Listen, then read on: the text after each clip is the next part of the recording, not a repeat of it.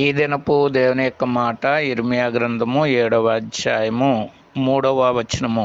మీ క్రియలను దిద్దుకొనుడి. క్రియలను మనుష్యుడు తన కలుగున్నటువంటి క్రియలను బట్టే దేవుని యొద్ద నుండి ప్రతిఫలము పొందేటటువంటి వాడుగా ఉంటాడు. దేవుడికి వ్యతిరేకమైనటువంటి క్రియలు కలుగుంటే నష్టాన్ని, దేవుడు ఇష్టపడేటువంటి క్రియలు కలిగి ఉంటే గనక దేవుని యొక్క ఆశీర్వాదాన్ని పొందేవాడుగా ఉన్నాడు. దేవుడు కూడా చెప్తున్నాడు, ఇదిగో నేను త్వరగా వచ్చుచున్నాను, వాని క్రియలను బట్టి ప్రతి వానికి ఇచ్చుటకు నేను సిద్ధపరిచిన జీతం నా యొద్ద ఉన్నది అంటున్నాడు.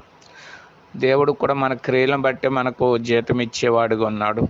లోకంలో మన క్రియలను బట్టే దేవుడు మనల్ని ఆశీర్వదించేవాడుగా ఉన్నాడు. కాబట్టి దేవుడికి విరుద్ధమైనటువంటి క్రియలు ఏమైనా మనకుంటే వాటిని దిద్దుకుని దేవుడికి ఇష్టకరమైనటువంటి క్రియలు చేసి ఆయన ఇచ్చేటువంటి దీవెన మేలు పొందుదుముగాక.